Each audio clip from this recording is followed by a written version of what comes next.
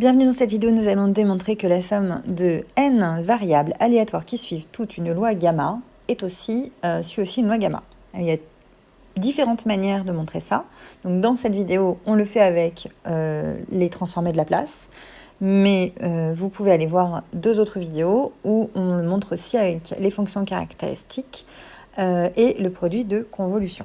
Donc on y va. Alors je prends, hop, x1, x2, xn qui sont indépendantes et qui suivent toutes une loi gamma de paramètres alpha, i et lambda. Donc le lambda, le second paramètre, est le même pour tout le monde, alors que les alpha, i peuvent être différents éventuellement.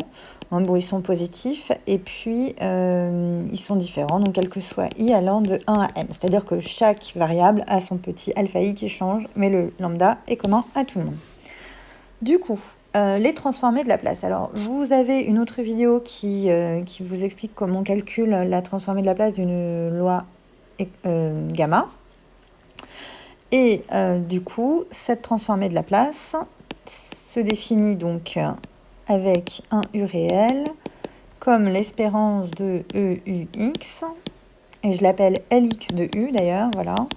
Et on a déjà montré donc qu'elle vaut lambda divisé par lambda moins u puissance alpha i, donc c'est pour la variable xi. Et donc ça c'est vrai quel que soit i.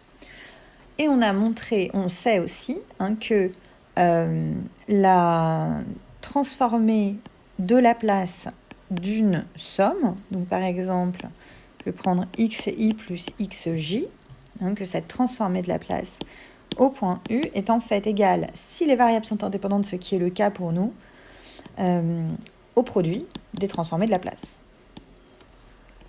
Voilà.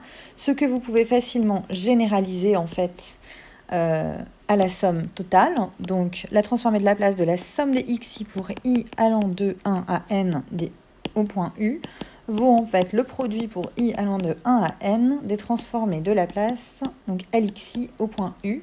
Je n'ai plus qu'à remplacer par la valeur, donc c'est le produit des lambda sur lambda moins u puissance xi. Et vous savez que ce produit-là va être égal en fait à lambda divisé par lambda moins u puissance somme des xi. Donc voilà la transformée de Laplace de cette somme. Et là, on reconnaît, du coup, la transformée de Laplace d'une loi gamma, qui serait donc deux paramètres, somme pour i allant de 1 à n, des alpha i et lambda. Donc autrement dit, vous voyez que si vous additionnez, il faut qu'elles soient indépendantes, mais si vous additionnez ces n variables, le deuxième paramètre ne va pas changer et vous allez simplement sommer le premier paramètre et vous obtenez donc une loi gamma qui est celle-ci.